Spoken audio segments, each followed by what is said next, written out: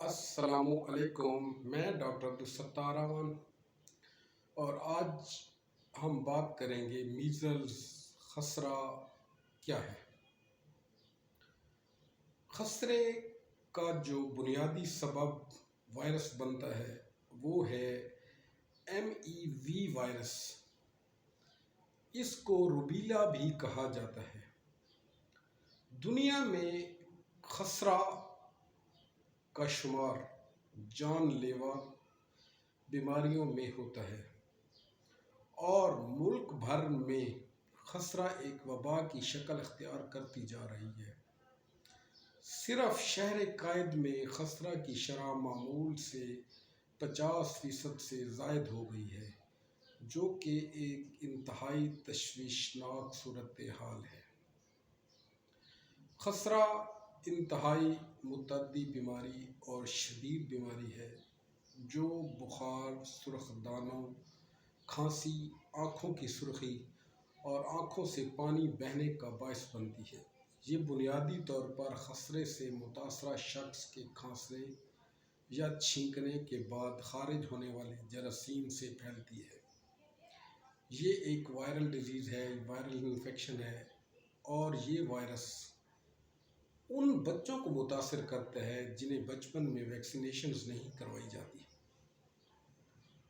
اب چلتے ہیں خسرہ کی علامات کی جانب کہ خسرہ کی علامات کون کون سی ہیں۔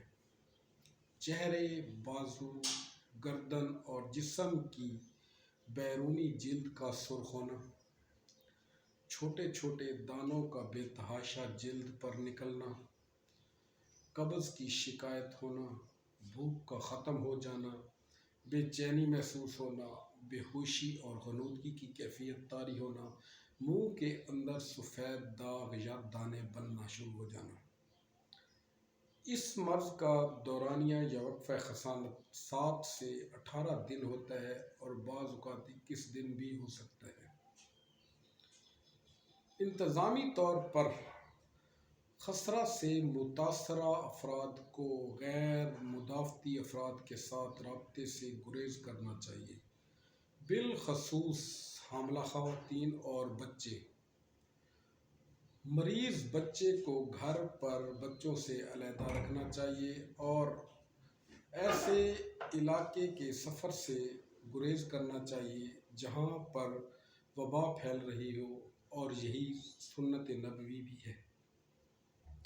اب چلتے ہیں علاج کی جانب۔ خسرے کا کوئی خاص اینٹی وائرل علاج تو نہیں ہے۔